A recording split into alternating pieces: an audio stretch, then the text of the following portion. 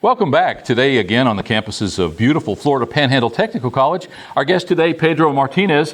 We're going to be talking with Pedro about some of the programs here, but more importantly, some of the spirit and some of the work ethic that was found right here on the Technical College campus. You know, if you're a regular viewer of the show, you hear us say again and again the fact that the Technical College is truly the jewel of Northwest Florida, offering over 35 degree and certification programs, offering people the opportunity for well-paid jobs to offer back their services and their spirit into our workforce, becoming a giver versus a taker. How often have you complained about entitlement programs and people getting a monthly check? This school every single day is producing people back into that workforce, getting real jobs, and again, contributing to the economy. And we'll be right back.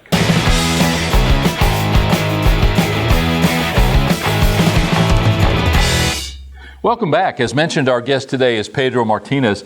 Pedro, I caught you in the middle of your class today with Bert Fervesi, but I appreciate you taking the time. We've been sort of talking for a while about doing a show. You're a pretty sterling example of what I like to hold up as the ideal student here at the college. You've taken several of the classes, and we're going to talk about some of those. More importantly, you've taken advantage of some of the financial aid and some of the work-study programs so that you've been out here. You were here all summer long, moving stuff around.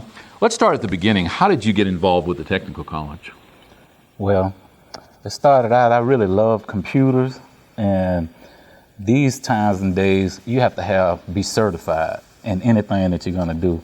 And so I decided, well, I'm gonna go to Chipley and go to school, and it started from there. You, I know, were in Sherry Skipper's cybersecurity yes, sir. Program. And IT. You were in Bert Fervesi's networking class, and still I see you over there. I know that you've actually completed some of these. You've already got some of your certifications. More importantly, I know you're out there in the job force. I know that you started your own business. You are a success story. Talk a little bit about where you started and what program you took first. Well, I started in information technology with Miss Skipper, and she's a great instructor. I mean, she pinned me down and showed me how to actually remember everything that you study. Okay, there's a certain way that she allows her curriculum to go, and you're not going to even take a test until she knows that you're going to pass it. And that's the way it should be in order to be successful. Yeah, well, you know, so often we put the onus on teachers to teach. It's just as important, obviously, for students to be ready to learn. The cool thing about the Technical College is that versus elementary school education, where children are mandated to be there, people are here at this Technical College campus because they want to be here. They want to learn. They want to get qualified in some job field, whether it's culinary, working in a restaurant as a chef, whether it's cosmetology, doing hair, whether it's working on somebody's computer or internet. At the end of the day, the teachers or instructors have a much more receptive audience because the students want to be here. Exactly. Ms. Skipper was actually proclaimed to be Teacher of the Year on her first year. I think Rookie of the Year, perhaps, is what it was called.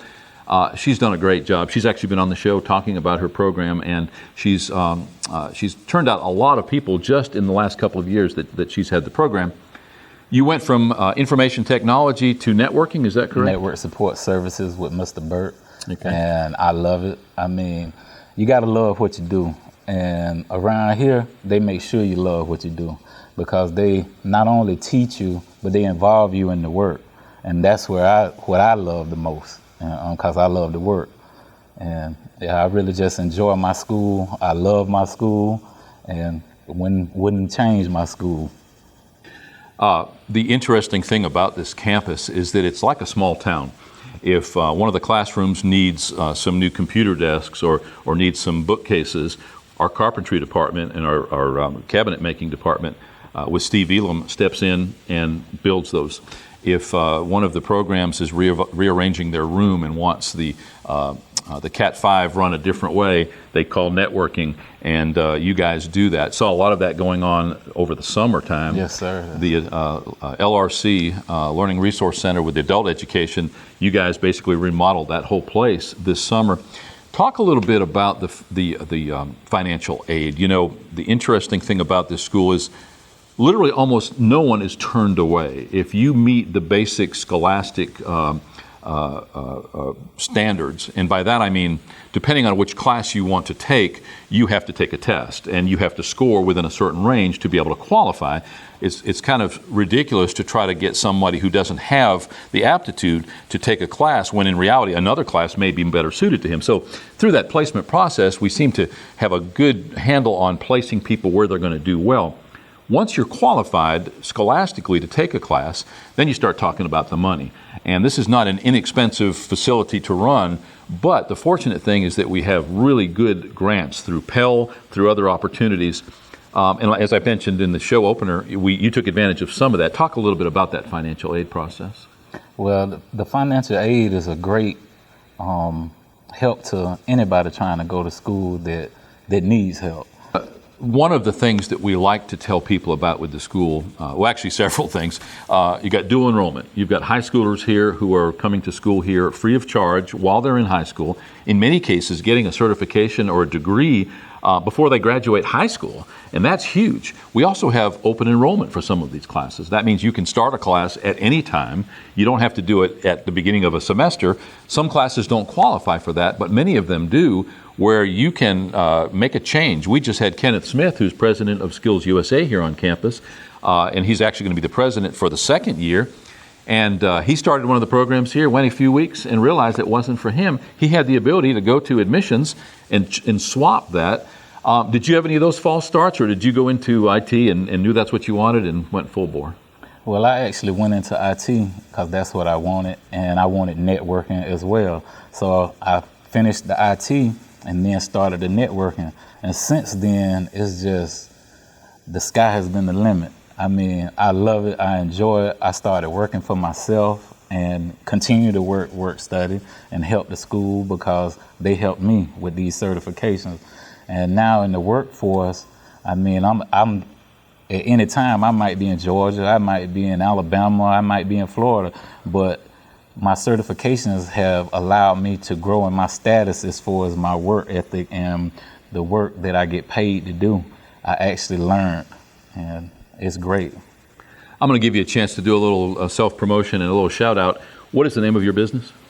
Well, the name of my business, I'm independently contracting now, and it's Trinity Computer Solutions. And if you have a problem, I'm your man. If you don't believe me, ask FPTC.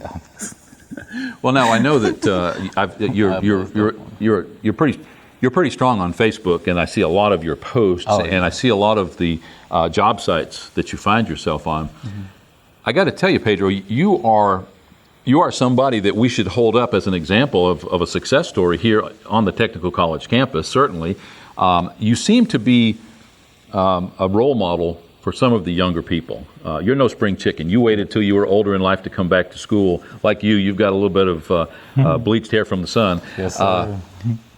But you are an example of someone who came back, retooled their life, and changed their life, certainly, for the better or whatever. I don't know anything about your past, but you obviously saw the opportunity here. How did you find out about the Technical College?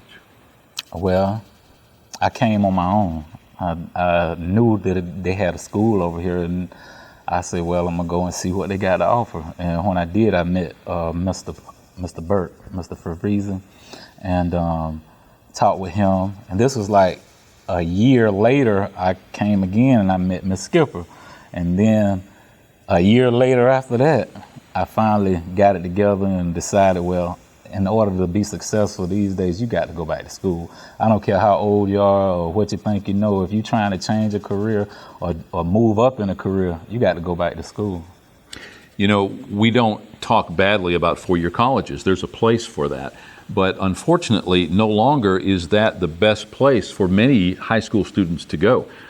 We've got people that are going to a four-year college. They're coming out. They've got $100,000 plus in school debt, and they turn around and move right back in with mom and dad because they can't find a job. Again, nothing wrong with that, and they're getting some valuable experience in education. But if you come out with an anthropology degree, there are not a lot of people that are hiring anthropologists. If you come out with an IT degree or cybersecurity or networking or cosmetology or culinary or pharmacy tech, there are people screaming for workers in those fields every single day. Our nursing program alone, almost 100% placement. It didn't take you long to decide what you wanted to do once you had been most of the way through your programs, and now you are self-employed. Some of the other guys and girls that went through your classes, both IT and networking, do you keep in contact with them? And if so, what do you hear from them? What are they doing? Yeah, I hear from some of them. The ones that I hear from, they're doing great, doing like myself, working and doing their own work or either with a company.